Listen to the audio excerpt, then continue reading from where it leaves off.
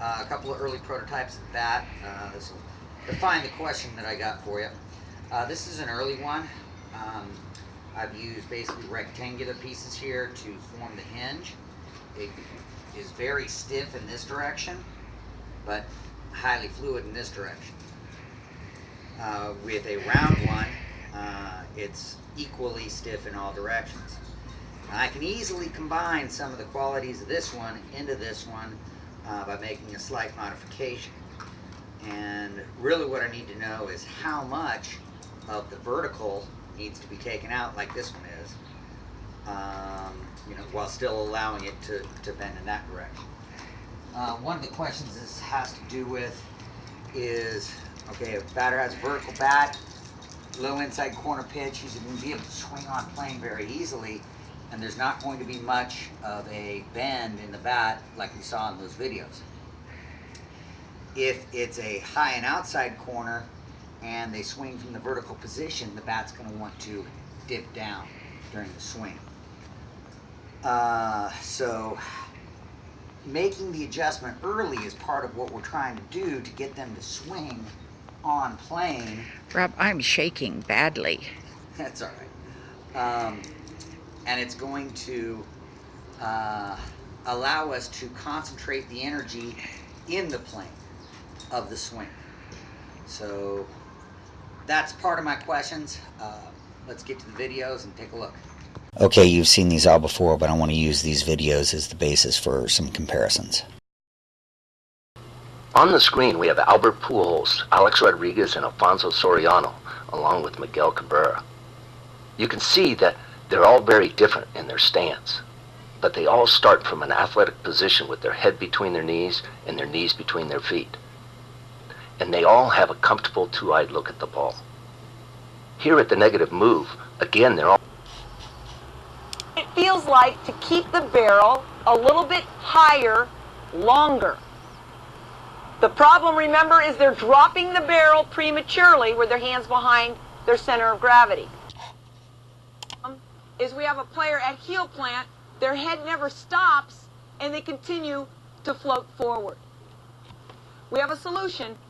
Okay, with those two issues in mind, let's take a look at our four swings again, and this time let's look at the horizontal plane. The purple line is their hip line, and the green line is their eye line. For these four hitters at least, they pretty much stay horizontally sound. They don't have a lot of hip drop, eye drop, etc. And we'll zoom in on some of those here in a second. Zooming in on Alfonso, he has the most aggressive stance and probably the biggest hip drop, but the hip drop occurs prior to his hands coming forward. From basically heel plant forward, his hips are moving level or actually rising. And zooming in on Albert Pujols, we'll find that his hips basically travel straight forward without any real drop at all, and later in his swing he actually rises from there. From the videos we took at your place, the two guys on top are probably okay as far as I can see. I'm just thinking the two guys on the bottom are drifting forward too much, and they're dropping their hips as they're coming into their swing. Now this guy shows the rocking back, and I think that is part of the problem with his hip drop, is getting too high and too vertical and has to drop in. And what I'm wondering is the V formed by their hips down on the two on the bottom, that to me is going to translate up through their hips, into their arms, into their hands, and really cause a V or hole in their swing, causing them to swing out of plane. The hinge in my bat actually causes the bat to perform a little bit more like a whip. Let's look at what a whip does real quick, and then we'll get back to the swings. Ford. I was also fortunate enough to train Mr. Ford for his return as Indiana Jones. After 19 years, he was a little rusty. We'd also come up with a few improvements. I actually invented some original knowledge with this whip. I'm very proud of it. Most people use a whip like this. This is the traditional method. You notice the whip has a belly, okay? The science of this is called the acceleration of kinetic energy, which means all energy introduced into the whip is multiplied, it rolls down until it hairpins at the end and shatters the sound barrier. This is the traditional method. Okay, it makes a big noise. Well, that's nice. But in my work, I have to be a little bit more precise. I can't settle for noise. I needed some finesse, like the kind of finesse you're seeing here today. Okay? So first off, I went, well, the whip is most efficient when it lines up with itself, which means it forms a loop. So first off, I went, well, the whip is most efficient when it lines up with itself, which means it forms a loop. How far down the whip is this loop forming? Almost all the way. How far down the whip is this loop forming? Almost all the way. Not that efficient. Well, water runs downhill. So I say, why am I pushing water uphill so it can run downhill? So I turn my hand over. Now my loop forms the minute my handle passes my body. Okay? Not only is it more efficient, it forms sooner, it travels farther and does more of the work for me, it's also a heck of a lot prettier. So to me, that speaks a little bit to hand position, basically at the bat lag position, and getting on plane early. This player was just slightly out of plane here.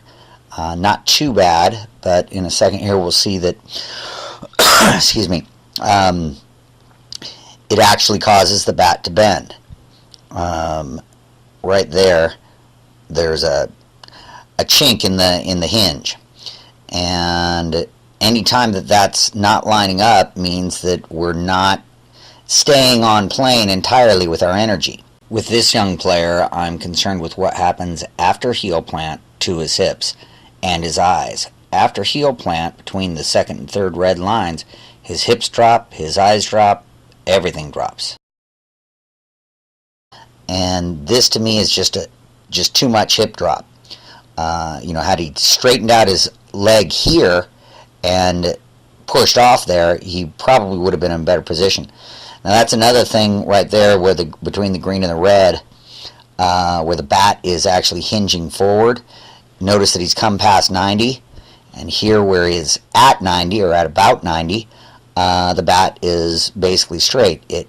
At 90 degrees, the bat is releasing its energy. If you go past 90, you've gone too far and the bat's released its energy. In regards to the loop, this player has what I would call a long loop. He's extending his leading elbow to go after the outside corner pitch. This causes a longer loop than what happens on an inside corner pitch.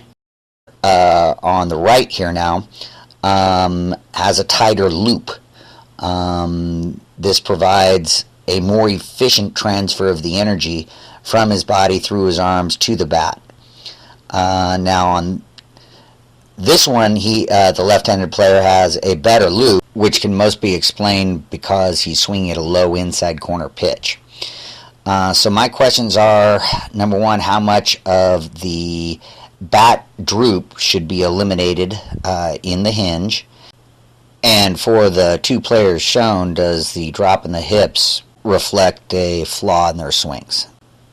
Thanks for your time, Don, and we'll talk to you soon.